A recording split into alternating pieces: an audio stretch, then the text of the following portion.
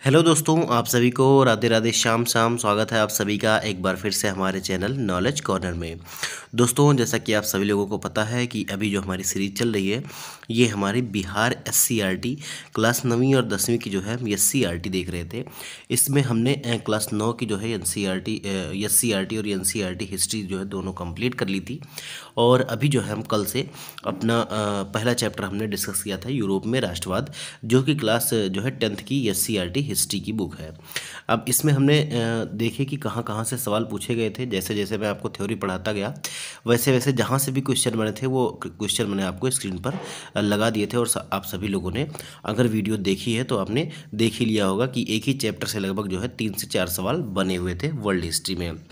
अब देखिए, अगर वो वीडियो आप लोगों ने नहीं देखी है तो उसका लिंक मैं वीडियो के डिस्क्रिप्शन में दे दूंगा, और पूरे प्लेलिस्ट का लिंक मैं वीडियो के डिस्क्रिप्शन में दे दूंगा, आप वहाँ से जाके देख लीजिएगा। आज जो हम पढ़ने वाले हैं, हमने देखिए यूरोप में जो है राष्ट्रवाद हमने पढ़ लिया था। इसके अलावा आज हम जो पढ़ेंगे वो हमारा दूसरा चैप्टर होगा समाजवाद एवं साम्यवाद। अब इसमें देखिए समाजवाद का उदय कैसे हुआ, साम्यवाद का उदय कैसे हुआ, ये सभी चीज़ें हम देखेंगे। इसमें थोड़ा सा हम जो है कुछ जो है दार्शनिक हैं, जैसे कार्ल मार्क्स हो गए, रूसो हो गए, ठीक है। और जैसे रूस के जो क्रांति के नायक थे, लेनिन हो गए, ट्रोट्स्की हो गए, इन सभी के बारे में, थोड़ी सी रूसी क्रांति के बारे में भी हम चर्चा करेंगे। और क्योंकि यहाँ थोड़ा डीपली दिया गया है इसलिए हम एक बार फिर से जो है रूसी क्रांति को पढ़ लेंगे।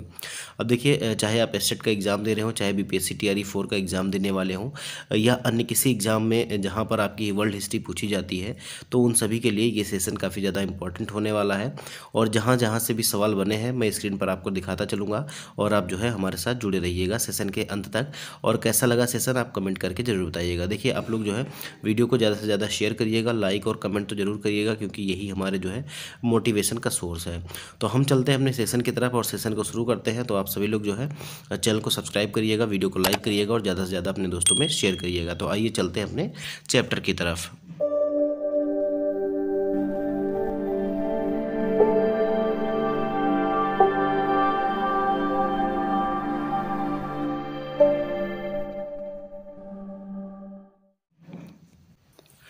देखिए, तो ये हमारा चैप्टर नंबर 2 है, जिसका नाम है आपका समाजवाद और साम्यवाद। अब कैसे समाजवाद क्या है और साम्यवाद क्या है और कहाँ से जो है इसकी उत्पत्ति हुई, ये सभी चीज़ें हम इस जो है सेशन में देखने वाले हैं, इस चैप्टर में देखने वाले हैं। तो देखिए, समाजवाद एक ऐसी विचारधारा है जिसने आधुनिक काल में समाज को एक नया आयाम दिया। 19वीं शताब्दी में औद्योगिक क्रांति के फलस्वरूप समाज में पूंजीपति वर्गों द्वारा मजदूरों का लगातार शोषण अपने चरमोत्कर्ष पर था, और इन्हें इस शोषण के विरुद्ध आवाज़ उठाने तथा वर्ग विहीन समाज को स्थापित करने में समाजवादी विचारधारा ने अग्रणी भूमिका अदा की। समाजवाद उत्पादन में मुख्यतः जो है निजी स्वामित्व की जगह सामूहिक स्वामित्व या धन के समान वितरण पर जोर देता है, और यह एक शोषण उन्मुक्त समाज की स्थापना चाहता है। अतः समाजवादी व्यवस्था एक ऐसी अर्थव्यवस्था है जिसके अंतर्गत उत्पादन के सभी साधनों, कारखानों, विपणन में सरकार का एकाधिकार हो, और ऐसी व्यवस्था में उत्पादन निजी लाभ के लिए ना होकर सारे समाज के लिए होता है। अब देखिए, ये जो यहाँ पर चीज़ें लिखी गई हैं ये केवल जो है कहने में अच्छी लगती हैं, क्योंकि ऐसा आप चाहे कहीं का भी समाजवाद देख लीजिए, ऐसा कोई नहीं है कि जहाँ पूंजीपति ना हो। पूंजीपति भी रहते हैं और निजी स्वामित्व वाले भी रहते हैं। तो ये जो है, और सरकारी जो है एकाधिकार वाले भी रहते हैं। तो सब मिला जुला है, और पूर्णतः जो है समाजवाद को लागू भी नहीं किया जा सकता है कहीं पे, ना ही साम्यवाद को लागू किया जा सकता है। अब देखिए, समाजवाद की उत्पत्ति कैसे हुई। समाजवादी जो है भावना का जो उदय मूलतः जो है 18वीं शताब्दी में औद्योगिक क्रांति के फलस्वरूप हुआ था। औद्योगिक क्रांति ने सभी देशों की आर्थिक व्यवस्था में आमूल परिवर्तन कर दिया, और कुटीर उद्योग धंधों के स्थान पर विशाल बड़े पैमाने पर जो है उद्योग धंधे और मशीनीकरण तथा पूंजीवादी जो है भावना के विकास के फलस्वरूप यूरोप के विभिन्न देशों में धीरे धीरे पूंजीपतियों के निहित स्वार्थों और मिल मालिकों की श्रमिक विरोधी गतिविधियों नीतियों के कारण जो है देशों के श्रमिकों का जो है जीवन नरकीय बन गया था। उनकी आर्थिक और सामाजिक स्थिति निरंतर गिरने लगी थी। श्रमिकों को कोई अधिकार नहीं था, उनका क्रूर शोषण हो रहा था, मतलब काम ज़्यादा कराए जा रहे थे, और तनख्वाह जो है बहुत ही कम दी जा रही थी। उनको ठीक से रहने के लिए भी सुविधा नहीं दी जा रही थी, केवल और केवल जो है वो काम लिया जा रहा था। इस प्रकार औद्योगिक क्रांति से प्रभावित देशों में दो परस्पर विरोधी तथ्य एक साथ दिखाई पड़ रहे थे। प्रथम जो है पूंजीवादी व्यवस्था दिन रात और प्रतिदिन जो है मजबूत होती जा रही थी, और मध्यम वर्ग आर्थिक दृष्टि से जो है निरंतर संवेदनशाली होता जा रहा था और द्वितीय श्रमिकों की स्थिति की आर्थिक स्थिति तेजी से जो है इनका पतन हो रहा था, क्योंकि इनको पैसे जो है काम के अनुसार नहीं मिल रहे थे। इस प्रकार उत्पादन की प्रक्रिया का एक महत्वपूर्ण घटक भूखे मरने का बाध्य था। मजदूरों को अपने श्रम संगठन बनाने का भी अधिकार नहीं था और मजदूर वर्ग पूरी तरह पूंजीपतियों की दया पर ही जीवित था। इस प्रकार कहा जा सकता है कि आर्थिक दृष्टि से समाज का विभाजन दो वर्गों में हो गया, एक तो पूंजीपति वर्ग था और दूसरा जो है श्रमिक वर्ग था। अब जिस समय श्रमिक जगत आर्थिक दुर्दशा और सामाजिक पतन की स्थिति से गुजर रहा था, उसी समय श्रमिकों को कुछ महत्वपूर्ण राष्ट्रभक्तों, विचारकों और लेखकों का मार्गदर्शन प्राप्त हुआ। इन व्यक्तियों ने सामाजिक और आर्थिक पक्ष में एक नवीन विचारधारा का प्रतिपादन किया, जिसे समाजवाद के नाम से जाना जाता है। इन विचारकों में Saint Simon, Fourier, Louis Blanc, Robert Owen, Karl Marx, Engels का नाम जो है विशेष उल्लेखनीय है। इन महान विचारकों ने यूरोपीय देशों में प्रचलित आर्थिक व्यवस्था की कड़ी आलोचना की और औद्योगिक संगठन और पूंजीपतियों और श्रमिकों के परस्पर संबंधों के विषय में नवीन सिद्धांतों का जो है प्रतिपादन किया। ऐतिहासिक दृष्टि से आधुनिक समाजवाद का विभाजन दो चरणों में किया जाता है, मार्क्स से पूर्व का समाजवाद और मार्क्स के जो है बाद का समाजवाद। मार्क्सवादी विचारधारा और विचारकों ने इन्हें क्रमशः यूटोपियन और वैज्ञानिक समाजवाद का नाम दिया है। यूटोपियन समाजवादियों की दृष्टि आदर्शवादी थी और उनके कार्यक्रम की प्रकृति जो है अव्यवहारिक थी। अधिकतर यूटोपियन विचारक फ्रांसीसी थे, जो क्रांति के बदले शांतिपूर्ण परिवर्तन में विश्वास रखते थे, अर्थात वे वर्ग संघर्ष के बदले वर्ग समन्वय के हिमायती थे। अब देखिए यूटोपियन समाजवादी क्या थे, तो प्रथम यूटोपियन जो है स्वप्नदर्शी समाजवादी, जिसने समाजवादी विचारधारा के विकास में महत्वपूर्ण भूमिका निभाई, एक फ्रांसीसी विचारक था। कौन, क्या नाम था उसका? सेंट साइमन था। तो यहाँ से सवाल आपसे पूछा भी जा सकता है। उसका मानना था कि राज्य एवं समाज को एक ढंग से संगठित करना चाहिए कि लोग एक दूसरे का शोषण करने के बदले मिलजुल कर प्रकृति का दोहन करें। समाज के निर्धन वर्ग के भौतिक और नैतिक उत्थान के लिए कार्य करना चाहिए। उसने घोषित किया कि प्रत्येक को उसकी क्षमता के अनुसार तथा प्रत्येक को उसके कार्य के अनुसार आगे, यही समाजवाद का मूलभूत नारा बन गया। अब देखिए एक अन्य महत्वपूर्ण यूटोपियन विचारक जो था वो चार्ल्स फोरियर था और वह आधुनिक औद्योगिकवाद का विरोधी था। उसका मानना था कि श्रमिकों को छोटे नगर अथवा कस्बों में काम करना चाहिए और उसने किसानों के लिए जो है फ्लांक्स बनाए जाने की योजना रखी, परंतु यह योजना असफल हो गई। फ्रांसीसी यूटोपियन चिंतकों में एक मात्र व्यक्ति था जिसने राजनीति में भी हिस्सा लिया और लुई ब्ला था।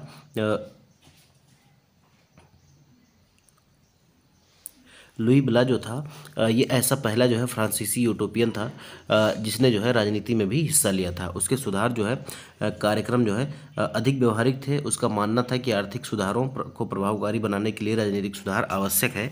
और फ्रांस से बाहर का सबसे महत्वपूर्ण यूटोपियन चिंतक जो है ब्रिटिश उद्योगपति रॉबर्ट ओवेन था। उसने स्कॉटलैंड में न्यू लुनार्क नामक स्थान पर एक फैक्ट्री की स्थापना की और इस फैक्ट्री में उसने श्रमिकों को अच्छी वैतनिक सुविधाएं प्रदान की और उसने ऐसा महसूस किया कि मुनाफा कम होने के बजाय और बढ़ गया। अतः वह इस निष्कर्ष पर पहुंचा कि संतुष्ट श्रमिक ही वास्तविक श्रमिक है। परंतु उपर्युक्त चिंतकों ने प्रबुद्ध चिंतकों की तरह मानव की मूलभूत अच्छाई एवं जगत की पूर्णता में विश्वास किया और इन्होंने वर्ग संघर्ष के बदले वर्ग समन्वय पर बल दिया। फिर भी इन चिंतकों का अपना योगदान है। प्रथम ये आरंभिक चिंतक हैं जिन्होंने पूंजी और श्रम के बीच संबंधों की समस्या का निराकरण करने का प्रयास किया और द्वितीय जो है मार्क्स ने इनकी विफलता से सबक लिया और वह फिर से जो है इनसे आगे बढ़ गया। अब देखिए कार्ल मार्क्स के बारे में थोड़ा सा पढ़ लीजिए, इनसे जो है सवाल आपके एग्जाम में जो है लगातार बनते रहते हैं। देखिए कार्ल मार्क्स का जन्म जो है 5 मई 1818 ईस्वी को जर्मनी के राइन प्रांत के ट्रियर नामक एक यहूदी परिवार में हुआ था। और कार्ल मार्क्स के पिता हेनरिक मार्क्स एक प्रसिद्ध वकील थे जिन्होंने बाद में चलकर ईसाई धर्म ग्रहण कर लिया था। मार्क्स ने बोन विश्वविद्यालय में विधि की शिक्षा ग्रहण की, किंतु 1836 में वह बर्लिन विश्वविद्यालय चले आए और जहाँ उनके जीवन को एक नया मोड़ मिला। मार्क्स हीगल के विचारों से प्रभावित था और 1843 में उसने बचपन की मित्र जेनी एस से विवाह किया। उसने राजनीतिक और सामाजिक इतिहास पर मॉन्टेस्क्यू और रूसो के विचारों का गहन अध्ययन किया और कार्ल मार्क्स की मुलाकात पेरिस में 1844 में फ्रेडरिक एंगल्स से हुई, जिससे जीवन भर उसकी गहरी मित्रता बनी रही। एंगल्स के विचारों एवं रचनाओं से प्रभावित होकर मार्क्स ने भी श्रमिक वर्गों के कष्टों और उसकी कार्य की दशाओं पर गहन विचार करना आरंभ कर दिया। मार्क्स ने एंगल्स के साथ मिलकर 1848 ईस्वी में एक साम्यवादी घोषणा पत्र जो है प्रकाशित किया। तो साम्यवादी घोषणा पत्र किसके द्वारा प्रकाशित किया गया? तो यह कार्ल मार्क्स और जो है फ्रेडरिक एंगल्स के द्वारा प्रकाशित किया गया था। इसको आप नोट कर लीजिएगा, ये आपका इम्पॉर्टेंट है। आगे देखिए, जिसे जो है आधुनिक समाजवाद का जनक कहा जाता है। तो आधुनिक समाजवाद का जनक किसे कहा जाता है? तो साम्यवादी घोषणा पत्र को। उपरोक्त घोषणा पत्र में मार्क्स ने अपने आर्थिक, सामाजिक और राजनीतिक विचारों को स्पष्ट रूप से व्यक्त किया, और मार्क्स विश्व के उन गिने चुने चिंतकों में से एक हैं जिन्होंने इतिहास की धारा को व्यापक रूप से प्रभावित किया। उन्होंने 1867 ईस्वी में दास कैपिटल नामक पुस्तक की रचना की, जिसे समाजवादियों का जो है बाइबल कहा जाता है। तो ये भी याद रखिएगा, बहुत ही इंपॉर्टेंट है, कई बार आपसे पूछा गया है और एग्जाम में तो ये क्वेश्चन जो है रिपीट ही होते रहता है, तो इसको भी आप नोट कीजिएगा। दास कैपिटल किसने लिखी है? तो ये कार्ल मार्क्स ने लिखी है, और इसे जो है समाजवादियों की जो है बाइबल भी कहा जाता है। अब देखिए, मार्क्स के सिद्धांत क्या थे? तो द्वंद्वात्मक भौतिकवाद का सिद्धांत, इसके अलावा वर्ग संघर्ष का सिद्धांत, इतिहास की भौतिकवादी व्याख्या, मूल्यों में अतिरिक्त मूल्य का सिद्धांत, राज्यहीन व वर्गहीन समाज की स्थापना। ऐतिहासिक भौतिकवाद क्या है, ये भी आप थोड़ा सा देख लीजिए।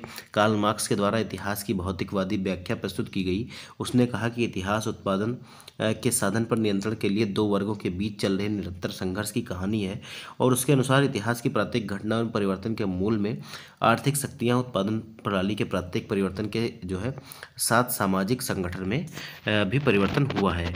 और इतिहास के 5 चरण अब तक दृष्टिगोचर हुए हैं, और छठा चरण जो है आने वाला है। इस प्रकार कार्ल मार्क्स के अनुसार इतिहास के 6 ऐतिहासिक चरण हैं, जिसमें आप देखिए एज ऑफ प्रिमिटिव कम्युनिज्म या आदिम साम्यवादी युग, इसके अलावा जो है स्लेव युग या दासता का युग, सामंती युग या फ्यूडल एज, जिसे पूंजीवादी कैपिटलिस्ट एज, समाजवादी सोशलिस्ट एज, और आगे जो है ये साम्यवादी युग आएगा, ऐसा इसने कहा था।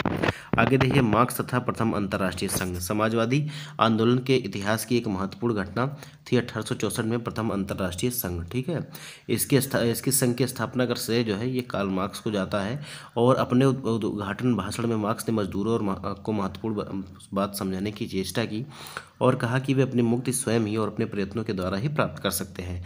जब तक कि उत्पादन के साधनों का स्वामित्व व्यक्तिगत हाथों में है, तब तक मशीनों का सुधार, उद्योग में विज्ञान के प्रयोग और उत्पादन कला में किसी भी सुधार से श्रमिकों की स्थिति में कोई सुधार नहीं हो सकता है। इसलिए उनका अंतिम लक्ष्य जो है पूंजीवाद का विनाश होना चाहिए। इस सम्मेलन में नारा बुलंद किया गया कि अधिकार के बिना कर्तव्य नहीं, और कर्तव्य के बिना अधिकार नहीं। आगे देखिए, द्वितीय जो है इंटरनेशनल जो अंतर्राष्ट्रीय संघ था, इसमें क्या हुआ? विभिन्न देशों के समाजवादी दलों को एक अंतर्राष्ट्रीय संगठन के तहत सूत्रबद्ध करने के लिए 14 जुलाई 1889 को पेरिस में एक सम्मेलन हुआ, जिसमें 20 देशों के 400 प्रतिनिधियों ने भाग लिया। इसे द्वितीय अंतर्राष्ट्रीय संघ के नाम से जाना जाता है। इस संघ की स्थापना मार्क्सवादी समाजवाद के तेजी से फैलने का जो है द्योतक था, और इस सम्मेलन में यह निर्णय लिया गया कि जो है प्रत्येक वर्ष 1 मई का दिन मजदूर वर्ग की एकता के दिवस के रूप में मनाया जाएगा, और मजदूरों के लिए 8 घंटे की कार्य दिवस की मांग किया जाना भी तय किया गया। इसका अंतर्राष्ट्रीय सचिवालय ब्रुसेल्स में स्थापित किया गया, और तब से 1 मई 1890 को सारे यूरोप में और अमेरिका में लाखों मजदूरों ने हड़ताल और प्रदर्शन किया, और तब से 1 मई अंतर्राष्ट्रीय जो है मजदूर दिवस बन गया। याद रखिएगा, अंतर्राष्ट्रीय मजदूर दिवस 1 मई को मनाया जाता है, और ये कब से शुरू हुआ था? 1890 में। इस रूप में सारे संसार में जो है ये मनाया जाता है। और द्वितीय जो है इंटरनेशनल जो यूनियन था, अंतर्राष्ट्रीय संघ था, इसकी सबसे बड़ी उपलब्धि क्या थी कि सैन्यवाद एवं युद्ध के विरुद्ध आंदोलन तथा सभी राष्ट्रों की बुनियादी समानता और राष्ट्रीय स्वतंत्रता को के उनके अधिकार पर जोर। इस प्रकार समाजवादी आंदोलन को अंतर्राष्ट्रीय स्तर पर एक मजबूत आधार मिलने पर श्रमिकों में विश्वास एवं इस आशा का संचार हुआ कि इतिहास उनकी तरफ है, और भविष्य में एक ऐसे संसार का निर्माण होना है जो शोषण के उत्पीड़न से मुक्त होगा। देखिए, 1917 की बोल्शेविक क्रांति भी थोड़ा सा इसमें भी देख लीजिए, क्योंकि इसमें भी जो है श्रमिक वर्ग काफ़ी ज़्यादा जो है कुचला गया, और इसीलिए यहाँ पर आपको इसको भी देखना जरूरी हो जाएगा, और यहाँ से आपकी एग्ज़ाम में क्वेश्चन बनते हैं, तो ये आपका एक रिवीजन हो जाएगा। देखिए, 20वीं शताब्दी के इतिहास की एक महत्वपूर्ण घटना जो थी वो रूस की क्रांति थी। इस क्रांति ने रूस के सम्राट अथवा जार की एक तंत्रीय निरंकुश शासन का अंत कर दिया, और लोकतंत्र की स्थापना का जो है प्रयत्न नहीं किया, अपितु सामाजिक, आर्थिक, व्यावसायिक क्षेत्रों, कुलीनों, पूंजीपतियों और जमींदारों की शक्ति का जो है अंत कर दिया। अब मजदूरों और किसानों की सत्ता को स्थापित कर दिया। कौन सी क्रांति ने? तो 1917 की जो बोल्शेविक क्रांति थी इसने। देखिए, रूस की बोल्शेविक क्रांति सही मायने में नवंबर 1917 में संपन्न हुई थी, और इस क्रांति ने एक नई राजनीतिक, सामाजिक व्यवस्था और साम्यवाद का आदर्श उपस्थित करने के साथ साथ विश्व में सर्वप्रथम सर्वहारा वर्ग की जो है सत्ता की स्वीकृति का भी प्रयास किया। अभी देखिए, इसमें कह रहा है कि इस क्रांति के कारण क्या क्या थे। तो कारण ये थे कि जार जो है निरंकुश था, ये सभी मैंने आपको पढ़ाया हुआ है कि जार कैसे निरंकुश था। इसमें से बहुत बहुत सारे लोग थे कि जो राजा के दैवीय अधिकारों में विश्वास रखते थे और वो ये कहते थे कि राजा जो है भगवान का अवतार है और वो जो है शासन के लिए ही आया है। इसके लिए जो है बहुत सारे लोग यही जो है मानते थे और नियुक्ति का आधार जो है योग्यता नहीं थी। ये जो है जो है अनुवांशिकता थी, पीढ़ी दर पीढ़ी जो है ये चलता रहा। और इसमें अगर देखा जाए कि रूस में कौन से वंश का शासक था तो ये आप देख लीजिए, रोमनोव वंश का शासन था। जो इम्पोर्टेंट है मैं आपको बता रहा हूँ कौन था, तो जार निकोलस इसको कहा जाता था, याद रखिएगा, जार निकोलस था क्रांति के दौरान। आगे देखिए, आगे कह रहा है कृषकों की दयनीय स्थिति। अब देखिए कृषकों की बहुत ही ज़्यादा दयनीय स्थिति थी। रूस में जनसंख्या का बहुसंख्यक भाग जो है कृषक ही थे, परंतु उनकी स्थिति अत्यंत दयनीय थी। 1861 में जार अलेक्जेंडर द्वितीय के द्वारा कृषि दास्ता समाप्त कर दी गई, परंतु इससे किसानों की स्थिति में कोई सुधार नहीं हुआ। उनके खेत बहुत छोटे थे जिन पर वे पुराने ढंग से खेती करते थे, उनके पास पूंजी का भी अभाव था, करों के बोझ से वे दबे हुए थे। ऐसे में किसानों के पास क्रांति के सिवाय कोई चारा नहीं था। मजदूरों की भी दयनीय स्थिति हो रही थी। रूस में मजदूरों की स्थिति अत्यंत दयनीय थी। उन्हें अधिक काम करना पड़ता था, परंतु उनकी मजदूरी जो है काफ़ी कम थी। उनके साथ दुर्व्यवहार किया जाता था, अतः वे अपनी स्थिति से संतुष्ट नहीं थे और मजदूरों को कोई राजनीतिक अधिकार नहीं थे। अपनी मांगों के समर्थन में वे हड़ताल भी नहीं कर सकते थे। मार्क्स के ये शब्द मजदूरों के पास सिवाय अपनी बेड़ियों के खोने के लिए कुछ भी नहीं हो, उनकी दशा का जो है सही चित्रण करता था। अब देखिए औद्योगिकरण की समस्या। रूसी औद्योगिकरण पश्चिमी पूंजीवाद औद्योगिकरण से जो है थोड़ा सा भिन्न था, जहाँ कुछ ही क्षेत्रों में महत्वपूर्ण उद्योगों का संकेंद्रण था। राष्ट्रीय पूंजी का जो है अभाव था, अतः उद्योगों के विकास के लिए विदेशी पूंजी पर निर्भरता बढ़ गई। विदेशी पूंजीपति आर्थिक शोषण को बढ़ावा दे रहे थे और चारों ओर जो है असंतोष व्याप्त हो गया था। अब रूसीकरण की नीति देखिए, सोवियत रूस विभिन्न राष्ट्रीयताओं का देश था और जहाँ मुख्यतः स्लाव जाति के लोग रहते थे। इनके अतिरिक्त फिन, पोल, जर्मन, यहूदी आदि अन्य जातियों के लोग भी थे। ये भिन्न भिन्न भाषा बोलते थे, इनका रस्म रिवाज भी भिन्न भिन्न था। परंतु रूस के अल्पसंख्यक समूह जार निकोलस द्वितीय द्वारा जारी की गई रूसीकरण की नीति से परेशान था। इसके अनुसार जार ने अपने देश के सभी लोगों पर रूसी भाषा, शिक्षा और संस्कृति लादने का प्रयास किया और इससे जो है अल्पसंख्यकों में हलचल मच गई और 1863 ईस्वी में इस नीति के विरुद्ध पोलो ने जो है विद्रोह किया तथा उनका जो है निर्दयतापूर्वक दमन किया गया। इस प्रकार रूसी राजतंत्र के प्रति उनका आक्रोश जो है बढ़ता जा रहा था। विदेशी घटनाओं का प्रभाव, इसमें बीच में क्रीमिया का युद्ध हो गया। देखिए रूस की क्रांति में विदेशी घटनाओं की भी बहुत बड़ी भूमिका रही और अत्यधिक महत्वपूर्ण भूमिका रही। सर्वप्रथम क्रीमिया के युद्ध में रूस की पराजय हुई और उस देश में सुधारों का युग आरंभ हुआ। अब देखिए तत्पश्चात जो है 1904-05 में रूस का जापान से युद्ध हुआ। अब इसमें भी जो है रूस जो है हार गया और पहली क्रांति को जो है जन्म दिया। अंततः विश्व युद्ध में बोल्शेविक क्रांति का जो है मार्ग जो है प्रशस्त हुआ। जापान से पराजय और 1905 की जो है क्रांति। ये देखिए 1905 में ऐतिहासिक रूस जापानी युद्ध हुआ, आप सभी लोग जानते हैं, ये सवाल भी आया था और रूस बुरी तरह इसमें पराजित हो गया। इससे पूर्व निरंकुश जारशाही विभिन्न मोर्चों पर अपनी विफलताओं को रूसी जनता से छिपाती रही थी, लेकिन उसके लिए सुदूर पूर्व की पराजय को जनता से छिपाना मुश्किल था। बचे कुचे फटे हाल सैनिक जब वापस लौटे तो सारा देश स्तब्ध था और महानता का भ्रम जो है टूट चुका था। रूस एशिया के छोटे से देश से पराजित हो गया था। वस्तुतः इस पराजय के कारण 1905 ईस्वी में रूस में क्रांति हो गई। 9 जनवरी 1905 को लोगों का समूह रोटी दो के नारे के साथ सड़कों पर प्रदर्शन करते हुए सेंट पीटर्सबर्ग स्थित महल की ओर जा रहा था, परंतु जार की सेना ने निहत्थे लोगों पर गोलियां बरसाई जिसमें हजारों लोग मारे गए और इस घटना को जो है खूनी रविवार के नाम से जाना जाता है। देखिए पुराने कैलेंडर में ये 9 जनवरी थी, ठीक है, 1905, और अगर नए कैलेंडर में देखा जाए तो 22 जनवरी, ठीक है। इसे जो है ब्लडी संडे के नाम से भी जाना जाता है, तो ये डेट याद रखिएगा, 22 जनवरी 1905 को यह घटना हुई थी और इस नरसंहार की खबर सुनकर पूरे रूस में सनसनी फैल गई।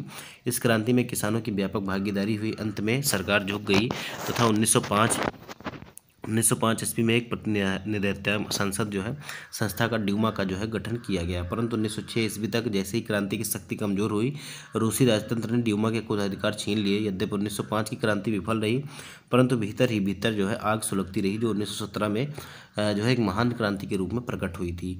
रूस में जो है मार्क्सवाद का उदय कैसे हुआ, बुद्धिजीवियों का योगदान किस प्रकार से था, ये भी आप लोगों को थोड़ा सा देखना है। देखिए रूस की क्रांति से पूर्व एक वैचारिक क्रांति भी देखी जा सकती है। लियो टॉलस्टॉय और दोस्तोवस्की, तुर्गनेव जैसे चिंतक इस नए विचार को प्रोत्साहन दे रहे थे। रूस के औद्योगिक मजदूर पर कार्ल मार्क्स के समाजवादी विचारों का प्रभाव था और मार्क्सवादियों तथा उनका संगठन भी बढ़ रहा था।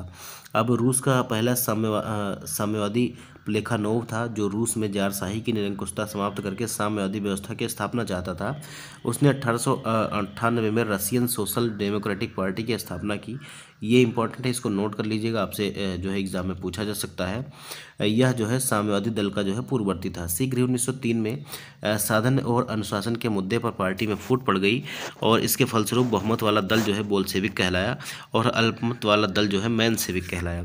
और मेंशेविक मध्यवर्गीय क्रांति के जो है पक्षधर थे और बोल्शेविक जो है सर्वहारा क्रांति के पक्षधर थे।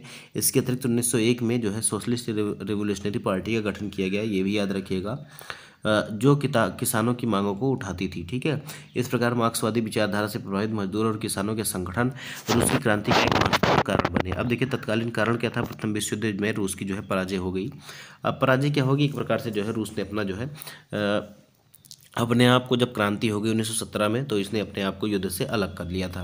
प्रथम विश्व युद्ध देखिए 1914 से 1918 ईस्वी तक चला और इस युद्ध में रूस भी मित्र राष्ट्रों की ओर से शामिल हुआ और इस युद्ध में सम्मिलित होने का एकमात्र उद्देश्य था कि रूसी जनता आंतरिक असंतोष भूलकर बाहरी मामलों में उलझ जाए। परंतु इस युद्ध में चारों तरफ रूसी सेनाओं की हार हो रही थी और इसके पास न अच्छे हथियार थे और न ही पर्याप्त भोजन। अब युद्ध के मध्य जो है जार निकोलस द्वितीय ने सेना को कमान अपने हाथों में ले लिया।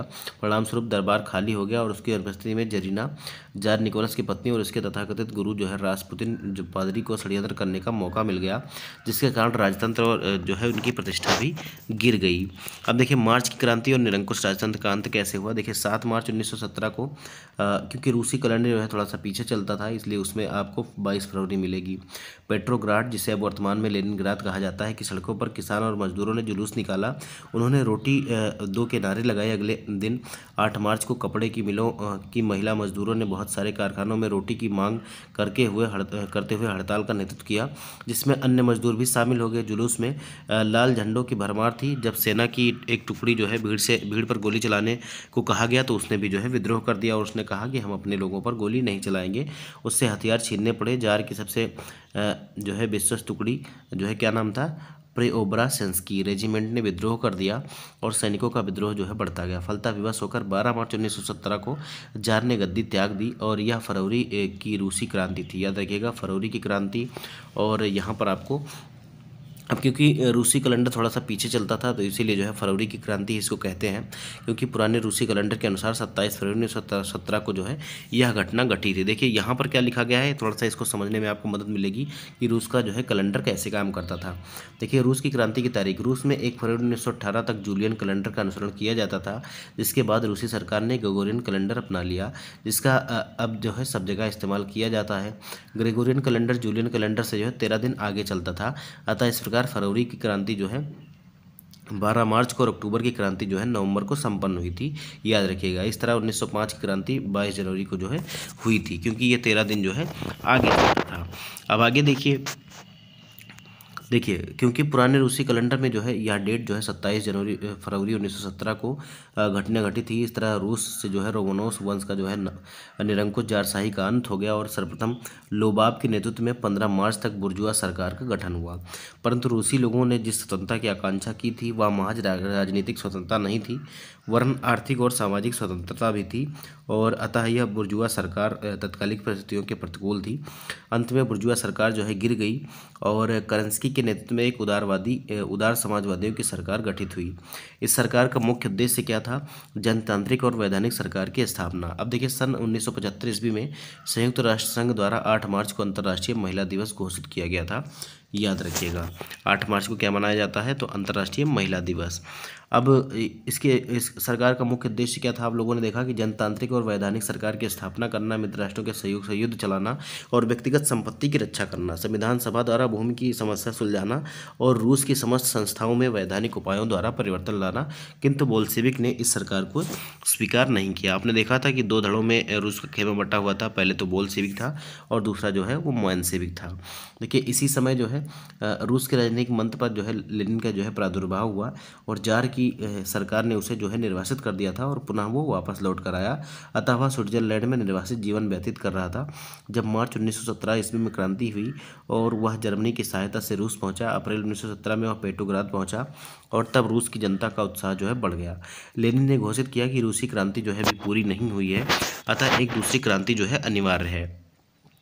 उसने बोल्शेविक दल का कार्यक्रम स्पष्ट किया जो अप्रैल थीसिस के नाम से प्रसिद्ध है। देखिए अप्रैल थीसिस से यहाँ से आपका सवाल पूछा गया था और मैं स्क्रीन पर लगा दूंगा, आप उसको जो है देख लीजिएगा। यहाँ से आपका एक सवाल बना हुआ था कि लेनिन की जो अप्रैल थीसिस थी, ठीक है, इसमें क्या क्या शामिल थे। तो अभी हम आगे भी देखेंगे इसमें जो है क्या क्या शामिल थे।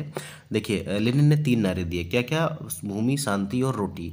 लेनिन ने बल प्रयोग द्वारा कर्ज की सरकार को उलट देने का निश्चय किया। सेना और जनता ने दोनों ने उसका साथ दिया और 7 नवंबर 1917 को जो है बोल्शेविक ने पेट्रोग्राद के रेलवे स्टेशन, बैंक, डाकघर, टेलीफोन केंद्र, कचहरी और अन्य सरकारी भवनों पर जो है अधिकार कर लिया। करंस्की रूस छोड़कर भाग गया।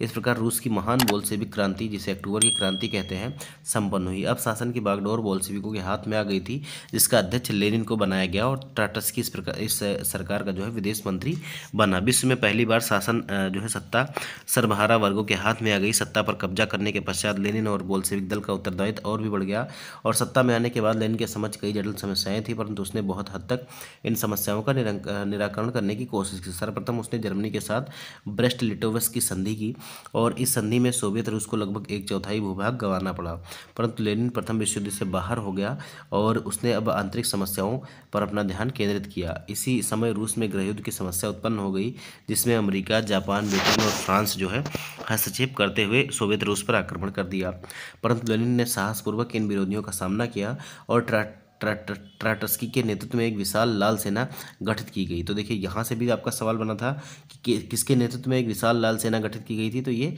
ट्राटस्की के नेतृत्व में गठित की गई थी और उसने सफलतापूर्वक विदेशी हमले का सामना किया। दूसरी तरफ आंतरिक विद्रोह को दबाने के लिए चेका नामक गुप्त पुलिस संगठन बनाया गया और यह अचानक छापा मारकर विद्रोहियों को गिरफ्तार कर लेती थी। इस तरह लेनिन आंतरिक विद्रोह को दबाने में सफल हो गए।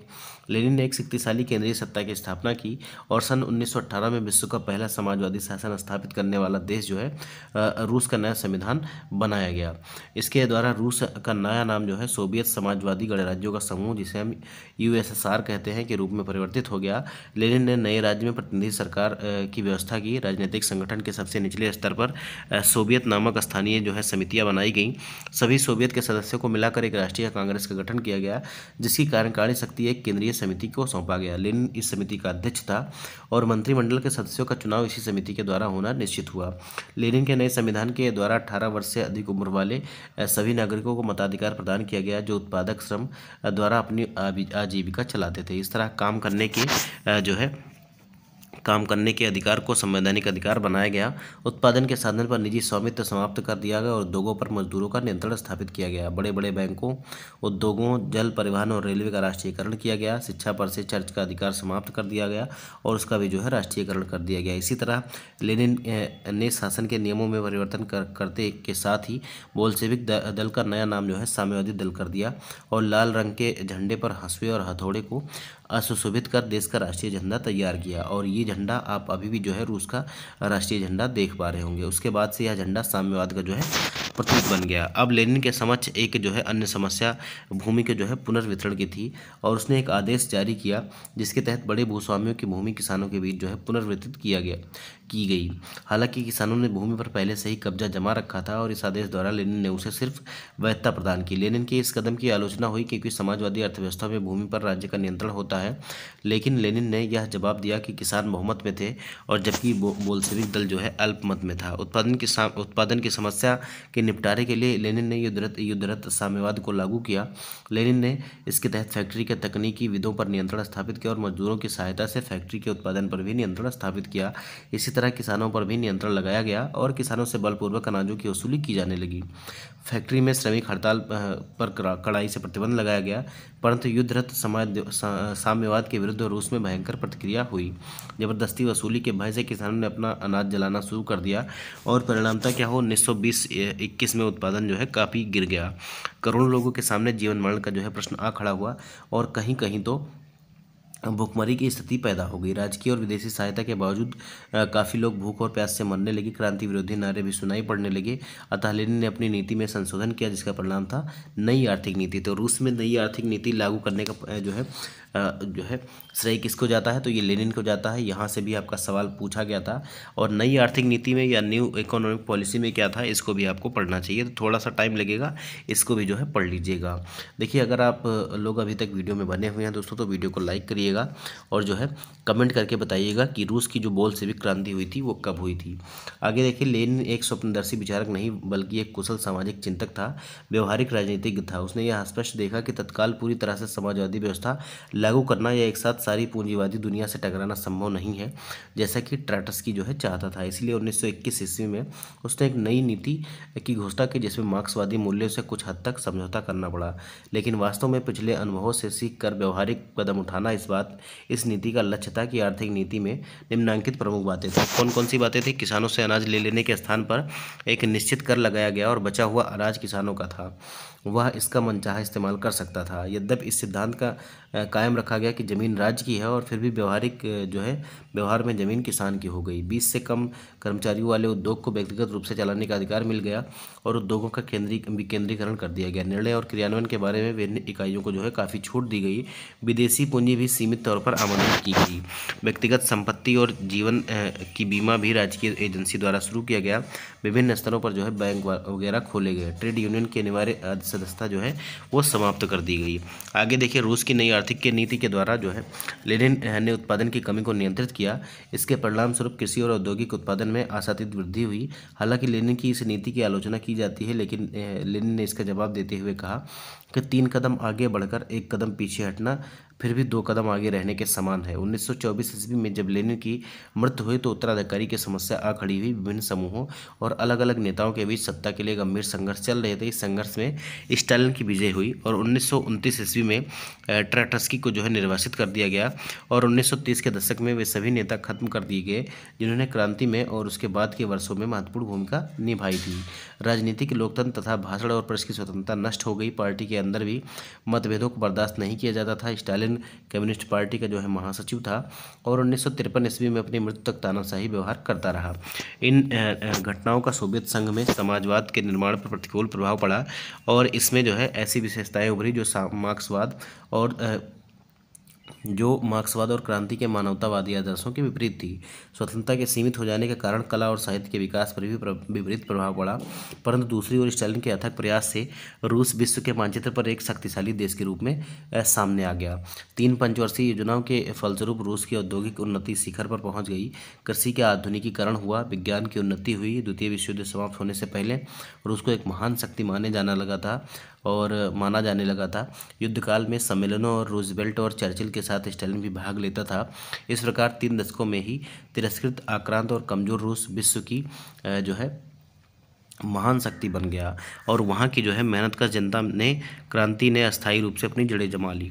अब देखिए आगे देखिए क्या हुआ। रूसी क्रांति का प्रभाव क्या क्या हुआ था। तो रूस की क्रांति के पश्चात श्रमिक और सर्वहारा वर्ग की सत्ता रूस में स्थापित हो गई और इसके अन्य क्षेत्रों में भी आंदोलन को प्रोत्साहन दिया।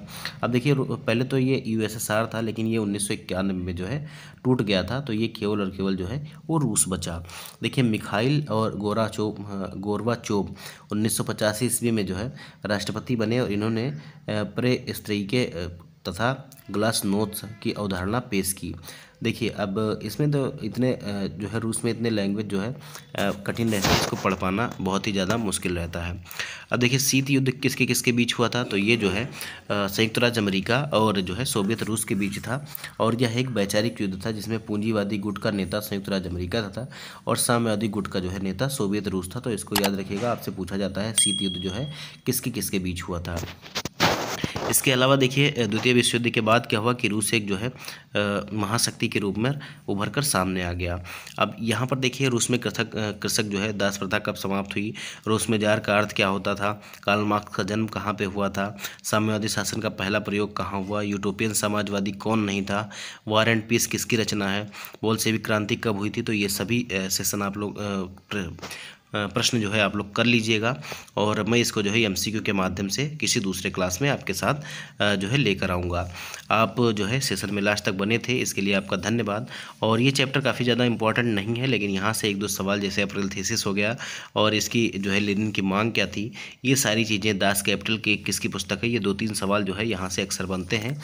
इसीलिए ये चैप्टर भी छोड़ना ज़्यादा जो है दिक्कत कर देता। आपको जो है कोई भी टॉपिक छोड़ना नहीं है, हर एक टॉपिक को पढ़ना है ताकि जब भी एग्ज़ाम में जो है सवाल आए तो आप जो है कोई भी प्रश्न जो है मिस ना कर पाएँ। और अगले सेशन में हम मिलेंगे अगले चैप्टर के साथ। और इसमें देखिए सबसे इम्पोर्टेंट जो हो जाएगा आधुनिक प्रेस और छापा खाना जो है, यहाँ से भी सवाल आपके पूछे गए हैं। तो ये चैप्टर वाइज सारे के सारे चैप्टर हम देखेंगे और आपको जो है दिक्कत लेने की कोई बात नहीं है। अभी जो है एग्ज़ाम की डेट नहीं आई है तो आप आसानी से जो है पढ़ सकते हैं। देखिए एक बार आप जो है थ्योरी पढ़िएगा, उसके बाद जो है यहाँ पर अभ्यास प्रश्न दिए गए हैं, इसको भी रिवीजन करिएगा। आप ऐसा मत सोचिएगा कि ये जो है अभ्यास प्रश्न यहाँ से डायरेक्ट एग्जाम में नहीं आ सकते हैं, यहाँ से जो है डायरेक्ट आपके एग्ज़ाम में जो है अभ्यास प्रश्न आ सकते हैं। तो आप लोग जो है इसका भी प्रयास करिएगा, इसको जो है अभ्यास करिएगा। मिलते हैं अगले वीडियो में, तब तक के लिए आप अपनी जो है तैयारी जारी रखिए। चैनल को सब्सक्राइब करिएगा, वीडियो को लाइक करिएगा और वीडियो कैसी लगी कमेंट बॉक्स में ज़रूर बताइएगा। और ये पूरी जो है PDF मैं आपको अपने टेलीग्राम चैनल पर दे दूँगा। अगर आप टेलीग्राम चैनल से नहीं जुड़े हैं तो जुड़ जाइएगा, उसका लिंक आपको वीडियो के डिस्क्रिप्शन में मिल जाएगा। तो मिलते हैं अगले वीडियो में, तब तक के लिए जय हिंद, जय भारत, नमस्कार।